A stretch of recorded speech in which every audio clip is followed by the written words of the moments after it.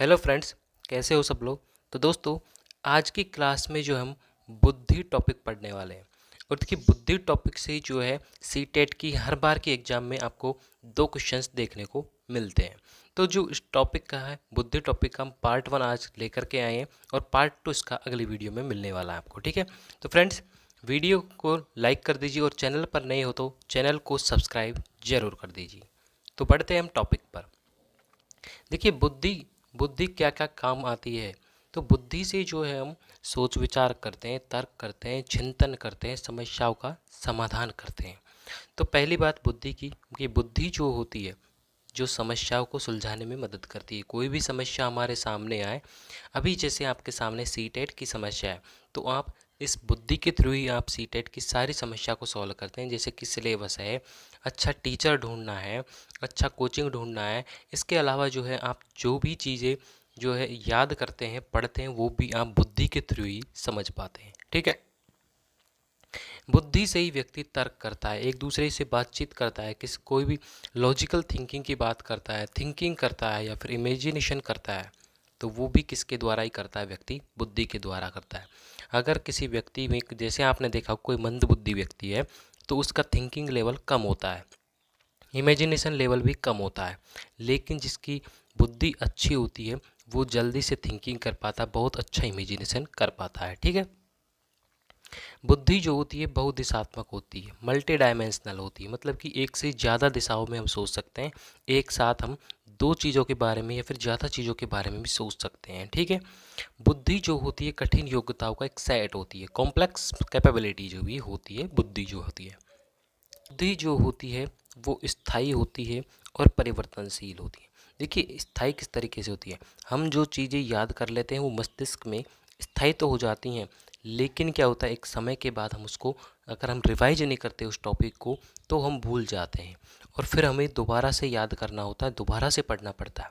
तो वो चीज़ तो हमारे स्थायी होगी।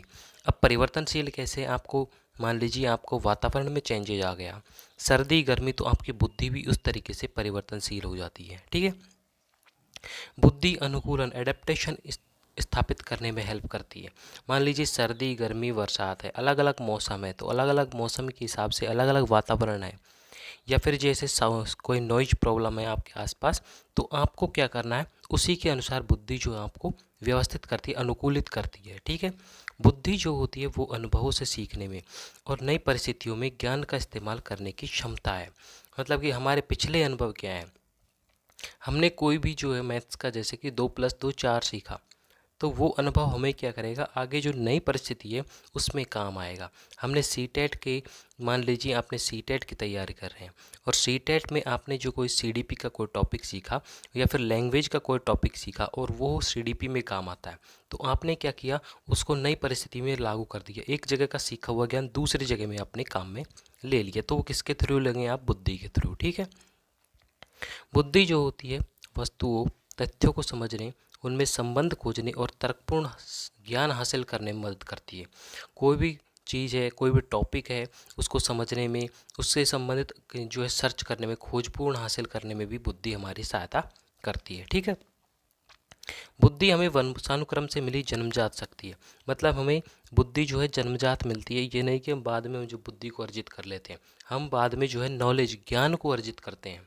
बुद्धि तो हमें जन्मजात ही मिलती है। ठीक है, बुद्धि जो होती है व्यक्ति को अमूर्त चिंतन करने की योग्यता देती है। जैसे छोटा बच्चा होता है तो मूर्त रूप से चिंतन करता है, मतलब उसको वस्तु दिखानी पड़ती है, जो चीज़ दिखाते हैं उसके बारे में बच्चा सोचता है।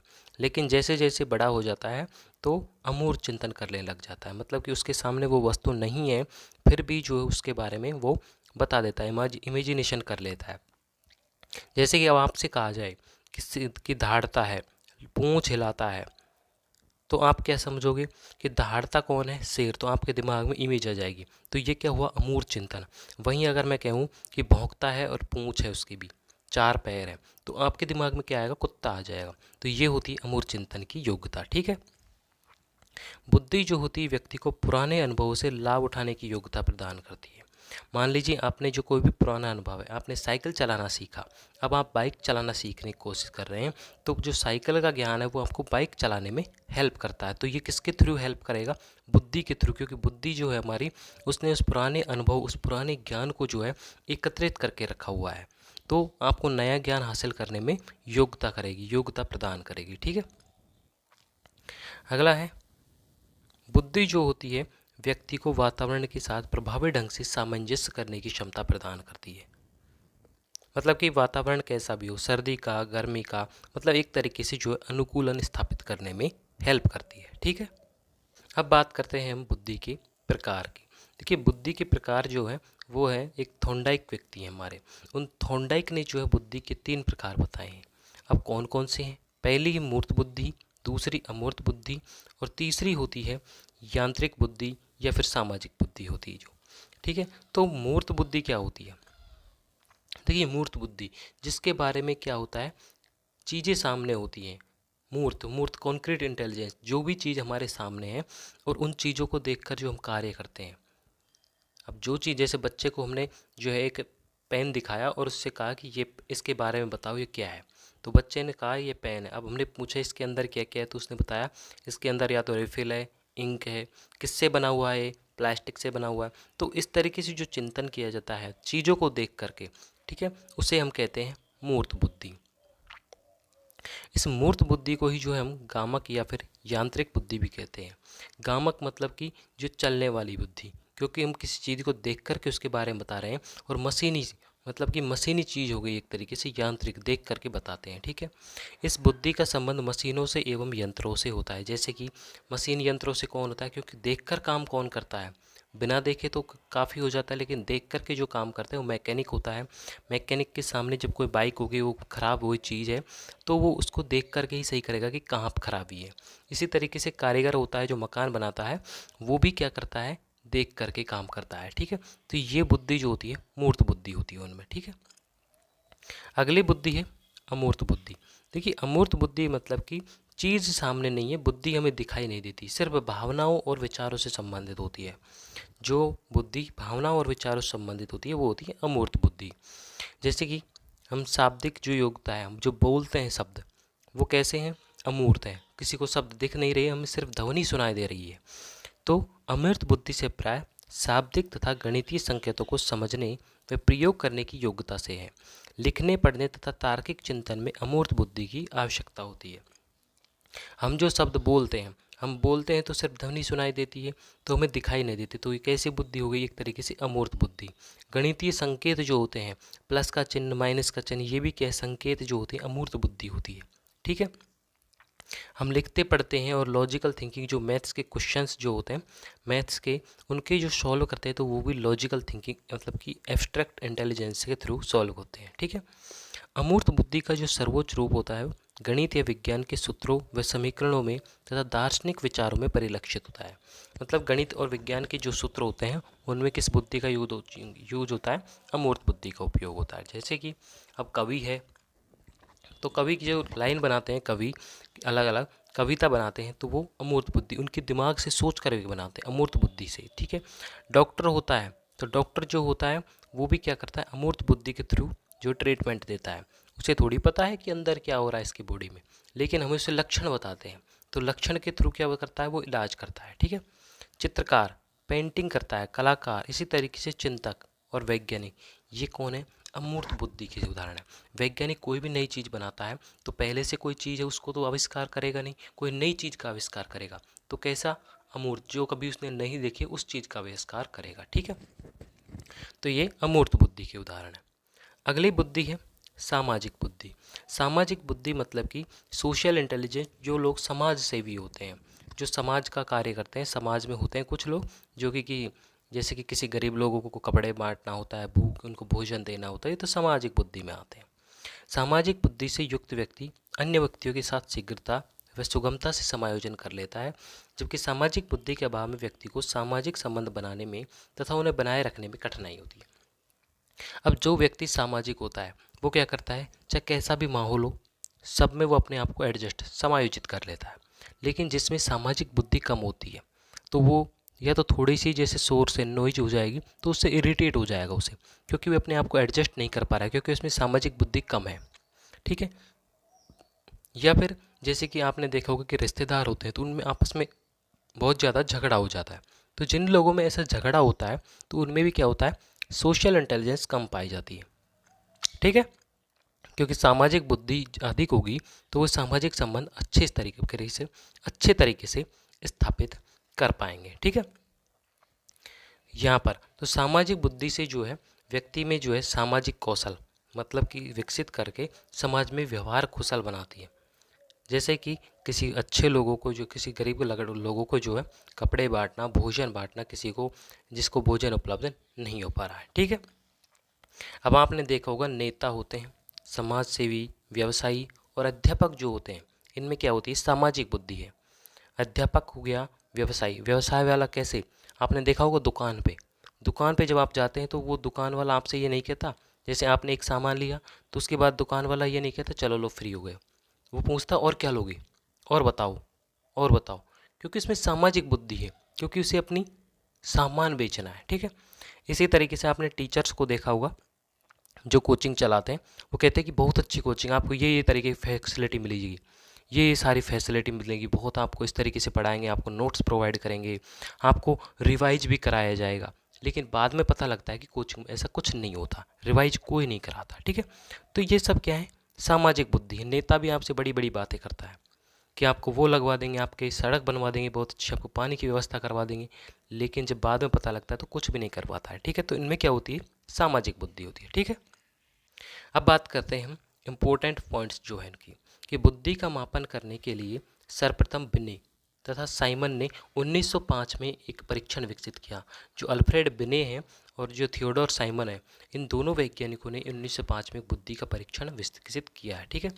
इन्होंने बुद्धि का मापन को मानसिक आयु के आधार पर किया। बुद्धि का मापन किसके आधार पर किया, मानसिक आयु के आधार पर किया। अब देखिए मानसिक आयु क्या होती है उसके बारे में भी हम चर्चा करेंगे।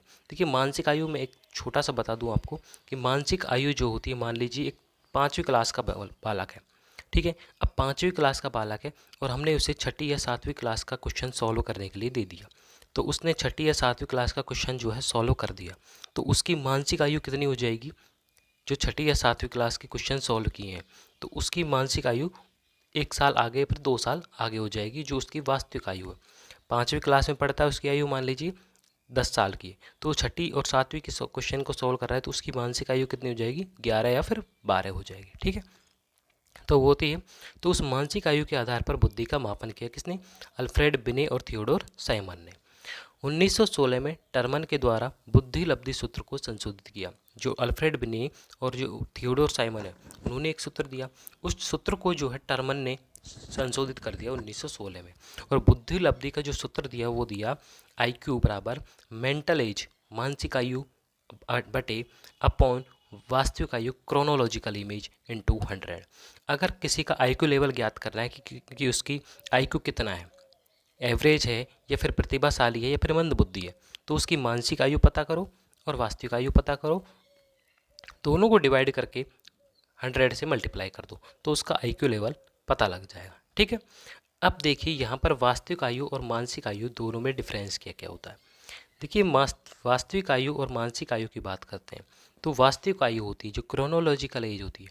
वास्तविक आयु मतलब कि आपका जन्म जब हुआ तो जन्म से लेकर के जो आपकी वर्तमान आयु है आज तक की, जब आप वर्तमान में तो आपकी आयु अब कितनी है जन्म से लेकर के, तो वो होती है आपकी वास्तविक आयु। इसे तैथिक आयु भी कहते हैं। ठीक है। ये तो हो गई वास्तविक आयु। मानसिक आयु होती है कि एक आयु में सामान्य मानसिक योग्यता को ग्रहण कर लेने से है। ठीक है। जैसे कि यदि कोई 8 वर्ष का बालक है और 7 वर्ष की आयु वाले बालकों के लिए निर्धारित प्रश्नों को उत्तर नहीं दे पाता। अब 8 वर्ष का बालक है, अगर वो 7 साल के निर्धारित जो प्रश्न है, 7 साल तक की उम्र वाले बच्चे जो प्रश्नों का उत्तर दे पाते हैं, वो 8 वर्ष का बच्चा उस 7 वर्ष के प्रश्नों का उत्तर नहीं दे पा रहा है, तो उसकी मानसिक आयु 7 वर्ष है। लेकिन अगर 8 वर्ष का बालक जो है 9 वर्ष या फिर 10 वर्ष के जो बालक हैं उनके लिए निर्धारित प्रश्न है उनके उत्तर दे पाता है, तो उसकी मानसिक आयु 9 या 10 साल हो जाती है। ठीक है। ये मतलब कि कोई बालक जितने साल तक के निर्धारित बच्चे हैं उनके प्रश्नों का सॉल्व कर दे तो उसकी मानसिक आयु बढ़ जाएगी, चाहे उसकी वास्तविक आयु कितनी भी हो, उससे उतनी वास्तविक जो मानसिक आयु है अधिक हो जाती है। जैसे मानसिक आयु अब जो है तैथिक आयु से कम, अधिक या बराबर कुछ भी हो सकती है। क्यों हो सकती है? क्योंकि बालक अगर खुद की उम्र जैसे 8 वर्ष है उस तक जो अगर सवाल हल करता है तो उसकी मानसिक आयु और वास्तविक आयु दोनों बराबर है। लेकिन सवाल 1 साल कम से कम तक को हल कर पाता है तो मानसिक आयु 1 साल कम हो जाएगी, और 1 साल बाद तक के सवालों को हल कर पाता है तो उसकी मानसिक आयु 1 साल अधिक हो जाती है। ठीक है, जैसे कि यहाँ पर देखिए कि मानसिक आयु तैथिक आयु से कम है। तैथिक आयु मतलब वास्तविक आयु, मानसिक आयु अगर वास्तविक आयु से कम है, ठीक है। अब मानसिक आयु वास्तविक आयु से कम हो जाए, मान लीजिए बच्चे की वास्तविक आयु 8 वर्ष है और मानसिक आयु 7 वर्ष या 6 वर्ष है, तो व्यक्ति कैसा हो जाएगा? मंदबुद्धि माना जाएगा। क्यों? क्योंकि उसकी वास्तविक आयु से कम उसको ज्ञान है। ठीक है, अब मानसिक आयु अगर वास्तविक आयु या तैथिक आयु से अधिक है तो वो बुद्धिमान समझा जाएगा, क्योंकि वो अपनी आयु से अधिक जो उसको ज्ञान है। ठीक है, और जब मानसिक आयु तथा तैथिक आयु दोनों बराबर हो जाएंगी तो व्यक्ति तीव्र बुद्धि माना जाता है। कि दोनों बराबर हैं तो तीव्र बुद्धि माना जाता है। ठीक है, अब यहाँ पर बुद्धि लब्धि और उसकी स्थिति बताई गई है। देखिए एक बच्चे में आईक्यू लेवल कौन कौन से अलग अलग हो सकते हैं और इनकी स्थिति क्या क्या है। देखिए अगर किसी बच्चे का आईक्यू लेवल 25 से कम है, आईक्यू लेवल 25 से कम है तो वो कैसा हो जाएगा? जड़ बुद्धि, इडियट माना जाएगा। मतलब उसको जो है बहुत अधिक जो है ज्ञान करा करके उसको पढ़ाया जा सकता है, उसको नॉलेज प्रदान की जा सकती है, लेकिन बहुत ज़्यादा मेहनत करने पर। हालांकि जड़ बुद्धि वाले बच्चे को अधिगम नहीं कराया जा सकता। ठीक है, इसके बाद है 25 से 49 आईक्यू लेवल, तो उसको कहेंगे हम मूढ़ बुद्धि। इसको जो है कुछ अधिगम कराया जा सकता है। 50 से 69 वाले को मूर्ख बुद्धि कहेंगे। इनको भी अधिगम जो है कुछ हद तक कराया जा सकता है। ठीक है, कुछ हद तक इनको बहुत ज़्यादा अधिगम कराने पर कुछ जो है सीख पाएंगे। 70 से 79 वाला बच्चा है वो मंदबुद्धि होगा, और मंदबुद्धि वाले बच्चे को अधिगम कराया जाए तो वो प्रतिभाशाली भी बन सकता है। ठीक है, 80 से 89 वाला जो है सामान्य बुद्धि से नीचे होगा। 90 से 109 सामान्य बुद्धि एवरेज है, ना तो बच्चा अधिक कमज़ोर है ना बच्चा अधिक इंटेलिजेंट है। 110 से 119 सामान्य बुद्धि से ऊपर है। 120 से 129 तीव्र बुद्धि वाला है, और 130 से 139 प्रखर बुद्धि, और 140 से अधिक प्रतिभाशाली बच्चा है। मतलब जिसका आईक्यू लेवल 140 से अधिक होगा वो प्रतिभाशाली बच्चे हैं। मतलब उनको स्कूल के नॉलेज के मतलब उनको जो स्कूल का नॉलेज है वो तो उन्हें पता है, उन्हें स्कूल से कुछ ऐसे सपोर्ट की ज़रूरत होती थी जो उन्हें स्कूल के बाहर का ज्ञान सिखाए। और ऐसे बच्चे ही जो क्या बनते हैं? साइंटिस्ट बनते हैं, जो नई नई चीज़ों का आविष्कार भी करते हैं। ठीक है, तो फ्रेंड्स यहाँ पर जो हमारा बुद्धि टॉपिक है उसका पार्ट 1 कंप्लीट होता है। तो फ्रेंड्स वीडियो अच्छी लगी तो वीडियो को लाइक करें, और चैनल पर नए हो तो चैनल को सब्सक्राइब जरूर करें, और इसका पार्ट 2 हम नेक्स्ट वीडियो में लेकर के आएंगे। ठीक है।